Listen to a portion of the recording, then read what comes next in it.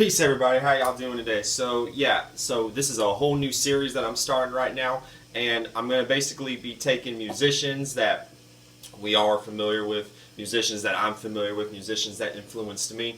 They don't even have to necessarily be musicians, they could just be, public figures that have a big influence on us. So in this video, I'm going to be talking about definitely one of the greatest guitar players of all time, Jimi Hendrix. So this isn't going to be like a whole breakdown of every single aspect, every house placement, every alignment, or everything like that. But these are just the basic principles of what made Jimi Hendrix, and what made him stand out from other people in the crowd at that time.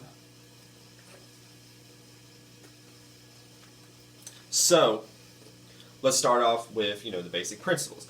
Jimi Hendrix was a Sagittarius, sun sign in Sagittarius. So right off the get-go, Sagittarius is a fire sign, a very expressive sign, mutable sign, dealing with Jupiter, dealing with expansion, dealing with luck and abundance and higher learning. Now, Jimi Hendrix, he was a very lucky person because he was pretty much at the right places at the right time. Just the way he expressed himself, the way he expressed himself on stage, the way that he just presented his personality, period, and his ascendant, his rising sign, which is his personality also, is in Sagittarius too. So pretty much people's first impression of Jimi Hendrix, if they were to meet him, would be basically who he is. He's a very jovial person, wants peace, wants prosperity, but is also highly creative too, and highly intuitive. And then his sun also falls into the 11th house. So his sun falling into the 11th house, this is already by default going to give him a boost up. This is going to give him like a level up, basically. This is why he's considered the most unique and greatest guitar player of all time, because that Sagittarius energy of growth and abundance, aka growth and abundance of the way that we look at this instrument, the guitar, the electric guitar specifically, and now having that be juxtaposed into the 11th house, the Aquarian house, it's being presented in a very unique, alien, out of this world way. This is why people say Jimi Hendrix had made alien sounds with his guitars. That's that sun in the 11th house really playing out heavy right there.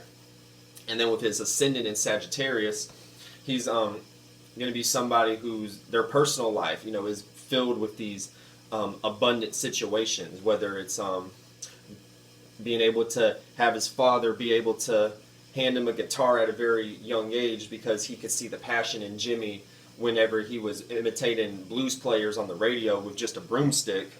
So his father had it in his heart to actually buy him an instrument. So people could see that Sagittarius, that energy of wanting to grow, of wanting to expand, people could already see that within Jimi Hendrix.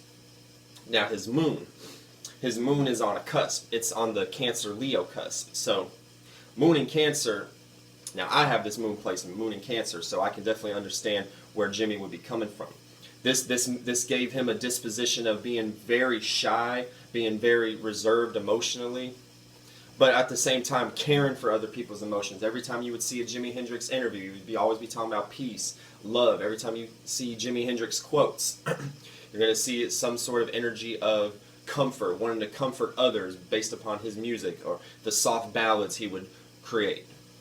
But at the same time, it's also juxtaposed in Leo. So this is where this is where the flamboyant energy starts to come out. This is where the clothes, the fluorescent or the floral style clothing he would start to wear. This that energy, this self-conscious, this shy energy, but also being very flamboyant and exuberant at the same time. So that would be an energy playing out. And then his moon's in the 7th house too. So his moon being in the 7th house took that energy, that Cancer and Leo energy, and make that be able to be relatable to other people, aka people buying his songs and relating to his songs. Also, the contacts that he would come across, the many people he would meet and everything along his travels as a musician, the different band members he would attract to him. And then not his Jupiter, but because this isn't necessarily an in order, planet by planet, breakdown, but his Jupiter is in Cancer too. So this energy is adding on to that signature of gaining a bunch of wealth, being at the right place at the right time. Jimi playing in these clubs and seeing all these different musicians like Paul McCartney, and Brian Jones from the Beatles and the manager of the Animals. I can't remember his name right now. Just being at the right place. Not Mick Jagger, but Keith Richards, who's a guitar player of the Rolling Stones. His girlfriend lended Jimi Hendrix a guitar because she could see the talent within him. So all this energy of Jupiter, Sun in Sagittarius, Ascendant in Sagittarius, Jupiter in Cancer, because Jupiter is exalted in the sign of Cancer. So this is going to give, this is a high ranking of Jupiter. Pardon me. This already creates an energy where you just like luck, abundance, growth, coming at every angle. But you know what I'm saying, like that can also come as a detriment because at the same time he attracted so much luck, and his Jupiter's in the 7th house too. So his contacts, the people he knew, the ability to be able to travel to Europe and then be able to come back as a superstar. And you know what I'm saying, being able to come in contact with all these different people and have all these different relationships, which the 7th house deals with relationships, period. All of that was expanded in the sign of Cancer and in the 7th house too. But at the same time, all this expansion and growth, it may have caused too much expansion to where Jimmy was pretty much burned out from the fandom and the stardom and the actual limelight of the music business, because his career only lasted for like 4 years. So all that Jupiter energy kind of burned that shit all the way out. And then that's why God was probably like, you know what, you've already like done everything you could on Earth, so I'm about to take you back and everything. So it could play out in a lot of different ways like that. This energy is very real. None of this is a game or to be fucked with. Now, his Mercury sign is conjunct his Sun. So his Mercury is actually on a cusp of Sagittarius and Scorpio. So things he would communicate about, the lyrics. First of all, he's very shy too. So Mercury being in Sagittarius, this is going to give you a shy disposition too, because Mercury is detriment in Sagittarius. So this weakening effect of Mercury is going to give you a hard time to be able to actually want to communicate your thoughts, period. And then it's on a Scorpio cusp. So his Mercury being in Scorpio, it's going to be like, Jimmy was very shy. Whatever deep thought, because Scorpio deals with the shit that other people can't see. So other shit that we couldn't see from Jimmy, shit that we couldn't see from him, he would already have the energy of being too shy to express this. And then his Mercury's in Sagittarius, so none of the shit he would say would probably even make sense to other people, which is why whenever you hear him in interviews, it's very short bursts of like things to say, and it's coming from a shy disposition, which a lot of that has to do with the Cancer energy. And even another placement he has, which I'm getting to that in just a second, but that energy, but at the same time the lyrics would be very deep and penetrating. And that's what I'm saying. It's like Jimi Hendrix was the kind of person to where if he was to communicate to you, it couldn't just be like a regular conversation like we're having, because the shit he would say would fly over your head. He would have to communicate it via lyrics in a song format. So when you start to hear the emotion of the guitar vibrations and the drums and the bass and all these different vibrations coming at you at one time, then you can understand more so the message that he's trying to convey to you, other than if you and him were just to have a one-on-one conversation. That's the dynamic with having Mercury in Sagittarius, but then it also being accompanied by Scorpio. The shit is just really hard. Like, you gotta do it in music form. You gotta do it in a way to where people can feel that emotion, because Scorpio is dealing with fixed water, fixated emotions. Now, another placement that gave Jimi Hendrix a very shy disposition was his Saturn placement. Now, his Saturn is also retrograde too, so anytime a planet is retrograde, this means that the planet is moving backwards and it's kind of contemplating. It's going back and trying to figure out the things that it needs to compartmentalize to where this energy of this planet can be better exerted. In this case, Saturn. Discipline, boundaries, authority, seriousness. And his Saturn was in Gemini, so already Gemini, the sign of communication, the sign of mutable air, the sign of the planet Mercury, which is dealing with communication, thoughts, research, texting communication, or talking on the phone kind of communication, body language, mental capacities. With his Mercury already being like in a detriment place, Saturn being in Gemini kind of reinforces that energy. So this is is a perfect example of this. And his Saturn is in the 6th house too. So this is Mercury rules the 6th house and Mercury rules Gemini. So it's kind of like a double emphasis of restriction when it comes to communicating. This enforces that shy energy that Jimi Hendrix had.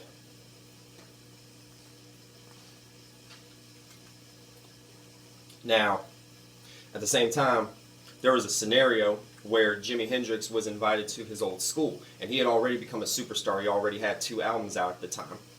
But based upon him being so shy, and based upon his energy, Saturn being in Gemini and Virgo, in the 6th house, it's like a big restriction. It's like you could be the biggest star in the world, but yet when you're in your peer group, this could, aka the people you're familiar with, Gemini energy, dealing with the 3rd house, dealing with, short distance travel. So Jimmy, he was comfortable, exploring the world and exploring these different continents with all that Sagittarius and Jupiter energy. But when it came to that Mercury energy, that he didn't want to feel confined in like one little small constricted location with people that he knew from the past, because I don't know his whole history, but I'm pretty sure these people made fun of him. I'm sure he was judged because he's a very, very interesting individual. So I'm sure he didn't really fit into his group and everything. So maybe that gave him a disposition of not wanting to say certain things. But his Saturn being in the 6th house also, Jimmy was very malnourished at some points. He was very skinny. So there was a lot of boundaries and there was a lot of restrictions and limits when it even came to his health. His health was restricted in a lot of different ways.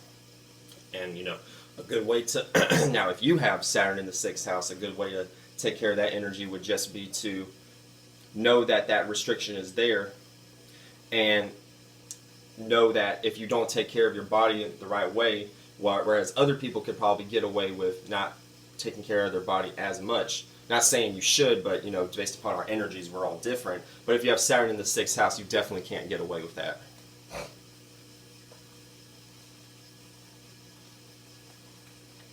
Now his Venus is in Sagittarius too. So this all this does, and it's in the 12th house too. So this Venus is exalted in the 12th house, which means that the 12th house dealing with Pisces, dealing with imagination, dealing with even solitary confinement. So I'm sure Jimi Hendrix loved being in his own mind. He loved being in his own space. He loved traveling within and figuring out new different aspects of himself.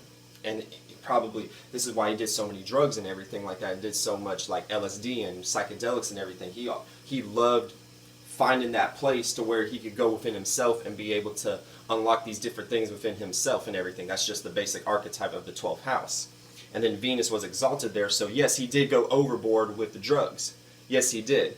But that's just based upon this energy placement. You know what I'm saying? We can't ever judge people based upon their habits or their actions. These people, now we could learn these things and we could do our best to try to consolidate people and consult people with these energies. But at the same time, these are just the habits that these people naturally play out. Now, and then with his Venus being in Sagittarius, he loved to travel. All that Sagittarius, Venus, Mercury, Ascendant, and Sun in Sagittarius all created an energy of just being able to be attracted to a situation easily and very quickly to where you can travel to your destiny, or in this case, his destiny. And then, I'm going to wrap this up right now, and then his Mars is in Scorpio in the 10th house. So his Mars being in Scorpio, this already gave him, like, even though he was a humble, shy guy at the same time, when it came to that music, when it came to playing that guitar, that's where all the fire bursted out. All that passion, all that internal passion. And it's in the 10th house too. And Mars rules Scorpio too. So all that, exerted, willful energy, Mars being put into Scorpio, deep passions, things that other people can't see, your deep desires. And then Mars in the 10th house, which Mars is exalted in the 10th house. So Jimmy had Venus exalted in the 12th house. So all that sensual, aesthetical, this is why he was able to dress really nice too, but all the drug habits could be a cause of Venus being in the 12th house in Sagittarius. Mental exploration, whether it's destructive or constructive. But that Mars and Scorpio in the 10th house, that's where his guitar playing really fucking was able to exceed and excel, because that passion he had for playing, No one could stop him. Mars is in Scorpio. You can't stop a Mars in Scorpio when it comes to their passions, because they got all the energy in the world. They got all the time in the world to be able to show you like, I'm the best. So that, and then it's in the 10th house too.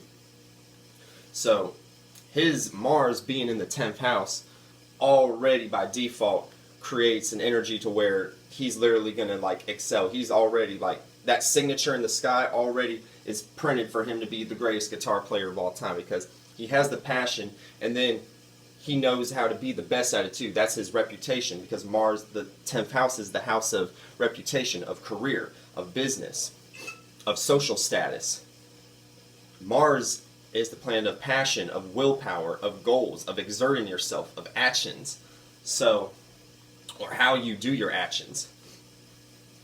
Now, that passion, now you have all the energy. Basically, Mars is just pumped the fuck up when it comes to Jimi Hendrix's chart. Able to be the best and prove that he's the best. He had his guitar. He would go into the kitchen, make breakfast, have his guitar strapped. Go to the bathroom, have his guitar on. You know what I'm saying? Mars did not go to sleep at all in his 10th house in Scorpio. Not at all. Didn't fall asleep at all. And it turned his passion into a business and everything. Now he's literally an icon. So that Mars in the 10th house in Scorpio, all that energy put into that, now we have what we know of Jimi Hendrix today. He's a legend. Everybody knows who he is. Now, let's get into some alignments that he has too, and then we'll wrap this video up. Now, oh, and one thing too is that his Neptune being in Libra, the Neptune in Libra generation, this is where you start to get the quotes of, he had a quote that said, when the power of love overcomes the love of power, the world will know peace. That is a classic example of Neptune being in Libra. Dreaming and imagining and willfully believing that one day we can achieve harmony in this world. That is the Neptune in Libra basic archetype. Now, some alignments I want to talk about is his moon trines his sun.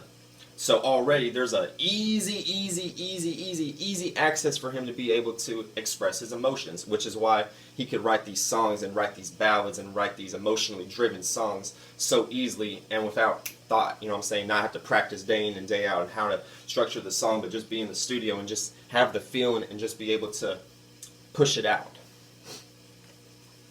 Now, his sun also opposes his Saturn. Now, Jimi Hendrix had at times gotten in trouble with the law. So Jimi Hendrix, you know, and he's a good guy too, so his sun being in Sagittarius, you know what I'm saying, the shit that he may have gotten into was just like because he got in trouble for a joyriding. He took a car and he was joyriding. Nothing intent, nothing malicious, just wanted to have a good time because probably couldn't afford to have a car at the time and everything. And then with Saturn being in Gemini and his local surroundings and the things that he's familiar with and everything, he's not really necessarily familiar with how the shit really works like that and everything. So in that case, he was pulled over for wanting to have fun, Sun Sagittarius, and now he has to become more familiar with how the law works and everything, Saturn and Gemini. So that's the basic archetype, you know what I'm saying? Sun opposed Saturn, you may have trouble with the law and everything, but you may not mean to put yourself in a situation where you actually had that be attracted to you. And I'm going to conclude this video right now. This is just a new series that I'm starting with these musicians, with these public figures and everything. You know, it's really fun. You know, it's really, I mean, it's fun, but it's also helping me too to understand, you know, other people, and because everybody's chart is so different. So learning these different configurations of how these charts work, when we start to understand that more, then we can understand and how other people work like real quickly and everything, and then we won't be confused whenever we're going around in this world and we're like, well, I thought this person acted like this, but then you have to take into consideration all these different aspects that people have. Alright family, I love y'all. Y'all check out the website. Stay tuned for more videos coming soon, and I'll catch y'all later. Peace. Purple Haze.